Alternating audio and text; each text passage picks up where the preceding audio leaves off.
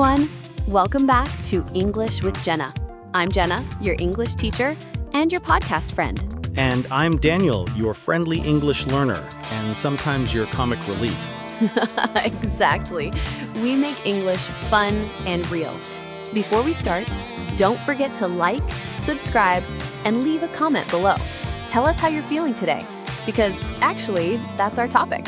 Oh, nice. So today we're talking about feelings? Yes, we're learning how to talk about your feelings in English, in a real, natural way. Not just I am happy or I am sad, but more real-life ways. That sounds great because I always say I am fine even when I'm actually tired or angry.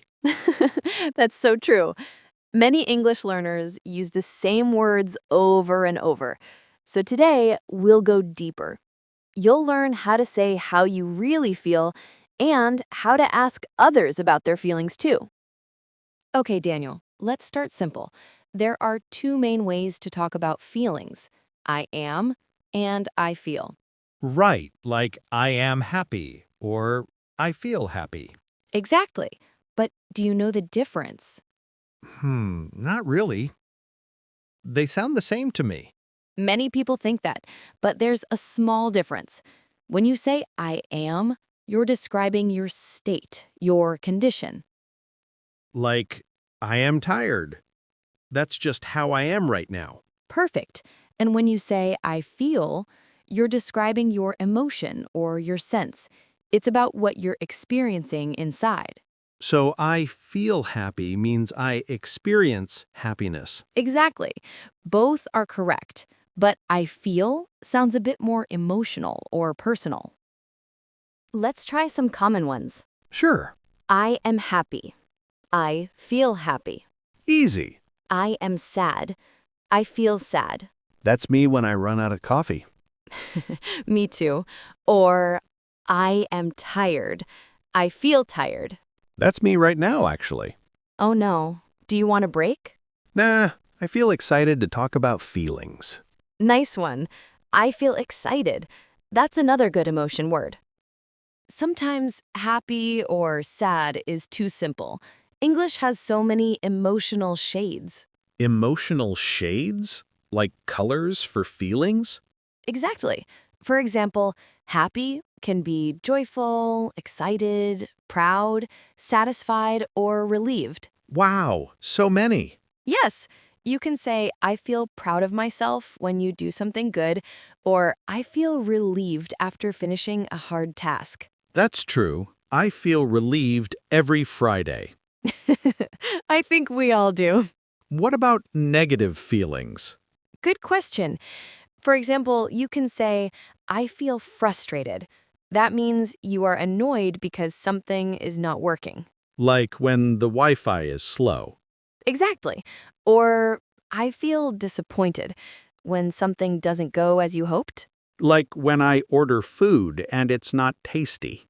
Yes. And I feel nervous before an exam or job interview. Oh, I always feel nervous before speaking in English. That's totally normal. But you're doing great. Jenna, sometimes I hear people say weird things like, I'm on cloud nine. What does that mean? Idioms. Great topic. On cloud nine means very happy. Oh, so if I get a promotion, I can say, I'm on cloud nine. Perfect. And another one is feeling blue. Blue? Like the color? Yup, but it means feeling sad. So I'm feeling blue today means I feel sad. That's interesting. Colors and feelings. Very poetic. Exactly. English has lots of idioms like that.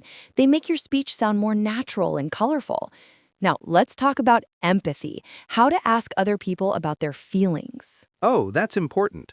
I don't want to sound cold when I ask. Right. So instead of just, are you okay? You can say, how are you feeling today? Oh, more specific. Yes. Or you seem tired. Is everything all right?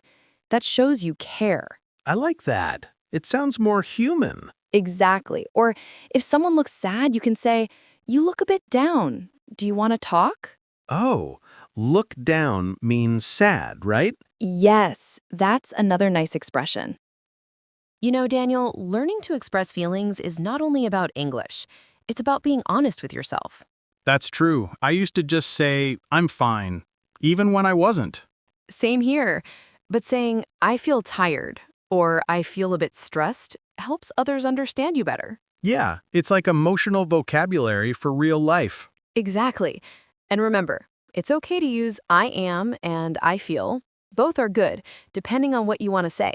This is interesting. So we've learned I am versus I feel, some idioms, and how to ask about others. What's next? Next, we'll talk about real situations, how to express your feelings in daily life, like when you're at work, at home, or talking to friends. Oh, cool. Real life English, my favorite part. Mine too. Okay, let's move to part two, feelings in real life situations.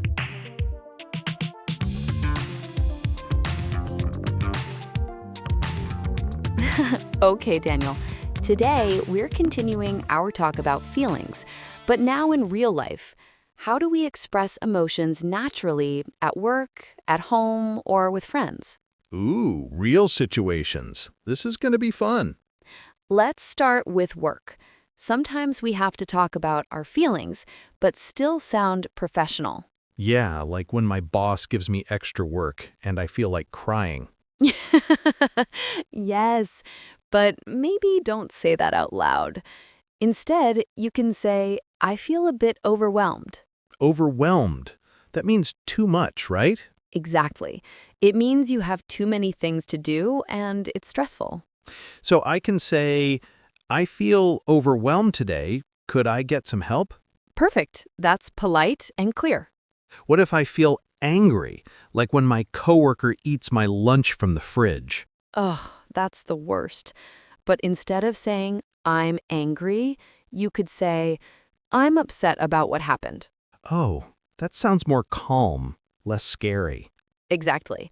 English speakers often soften emotions in work situations to sound polite but still honest. What about when I feel happy at work? Great one.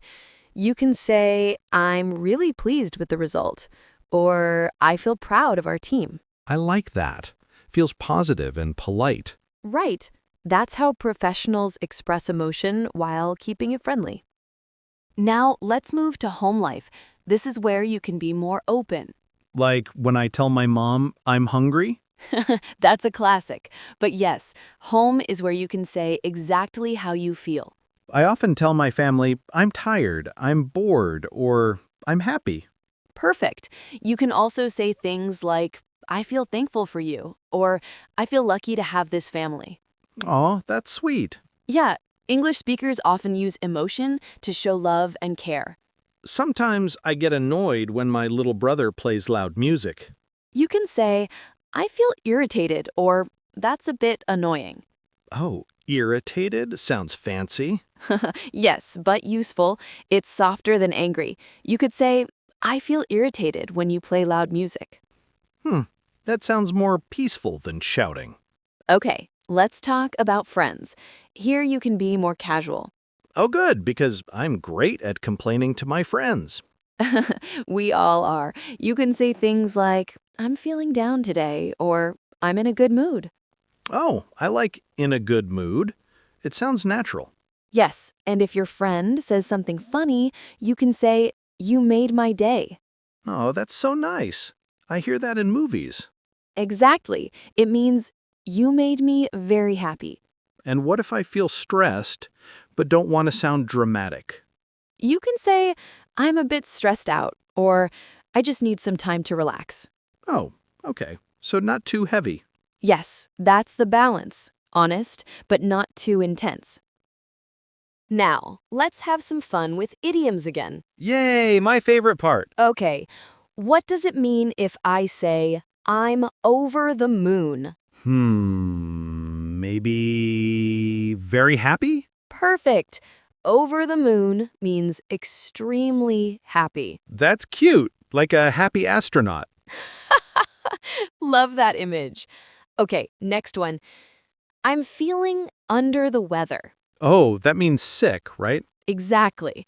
You can say that when you have a cold or just don't feel well. So if I wake up sick, I can say, I'm feeling under the weather today. Perfect. And another one. I'm at my wit's end. Ooh, that sounds dramatic. It means you're out of patience, totally frustrated. Like when my laptop crashes before I save my project? Exactly that. Wow, idioms are so fun. They make English sound more alive. Yes, they also show emotion in a colorful way. Now, let's talk about empathy. Knowing how to respond to others' feelings is just as important as expressing your own. True. Sometimes I don't know what to say when someone tells me bad news. That's normal. In English, you can say, I'm sorry to hear that, or that sounds really hard. Oh yeah, I hear people say that in movies. It sounds kind. Exactly. It shows understanding. What if someone says, I'm feeling sad? You can say, do you want to talk about it? Or, I'm here for you. Aw, that's warm. Yes. And when someone shares good news, say, I'm so happy for you, or that's awesome. Easy. I'll use that. Perfect. Empathy is the heart of human connection, and language helps us express it. Sometimes I don't even know what I feel. Like tired, sad, confused, all at once. We've all been there. You can say, I feel mixed emotions, or I don't know how I feel right now. Oh, nice. So I don't have to be perfect. Exactly. Emotions are messy, and that's okay. The goal is to be honest, not perfect. I like that. English for real life, not textbook. Yes, that's our motto here. Real talk, real English. Let me give a little tip.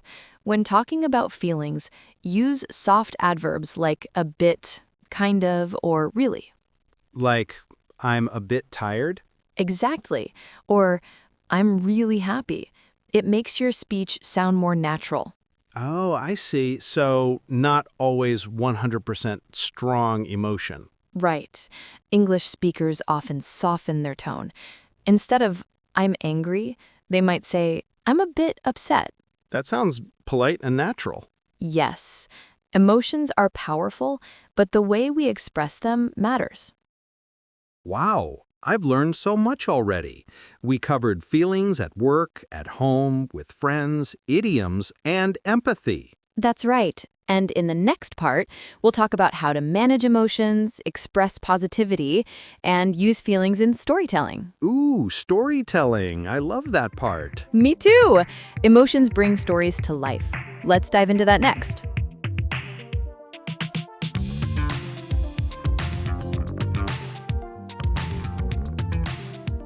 All right, Daniel, we've talked about happiness, sadness, frustration, tiredness, but I think there's one feeling we all know too well. Oh no, what is it? Stress. Ah, yes, my old friend.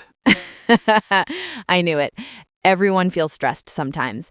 And in English, you can say, I feel stressed or I'm under pressure. Oh, like when you have a big exam or too much work. Exactly.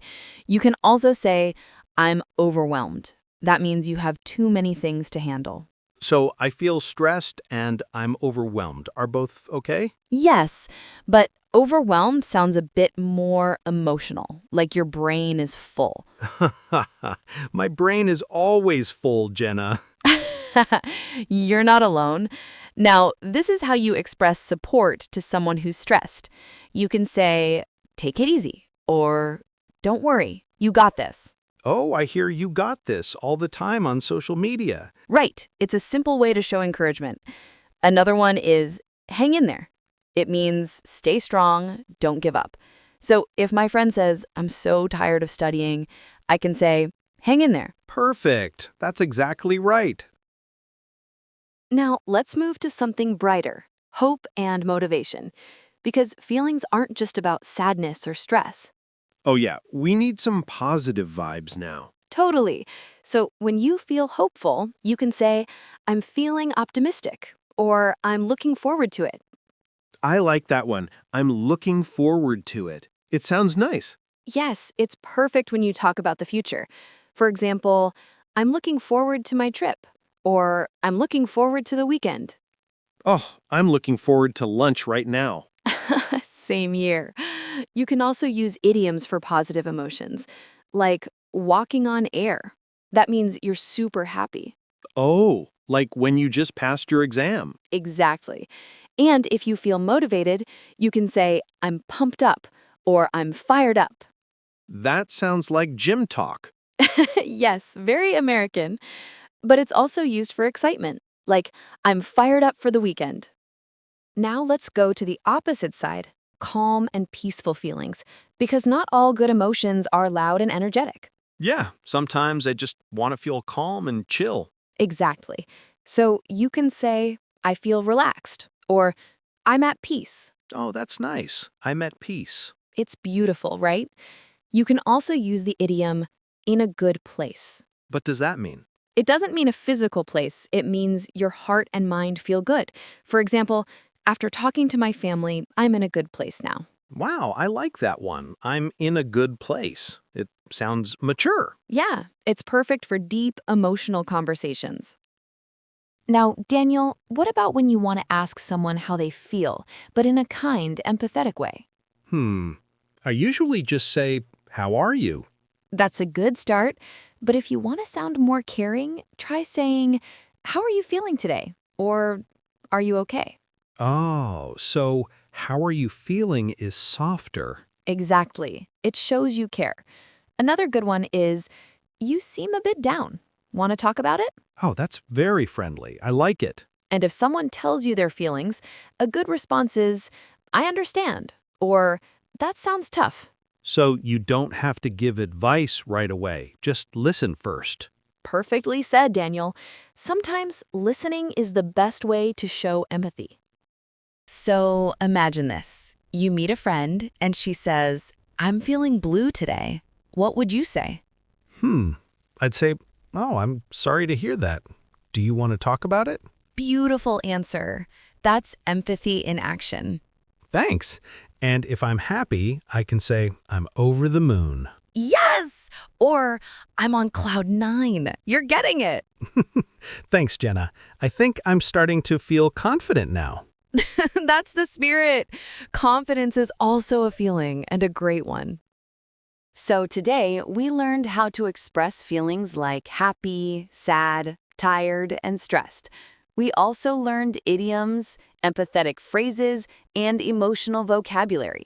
And it didn't feel like studying. That's the goal. Learning English should feel natural, like a friendly chat. I totally agree.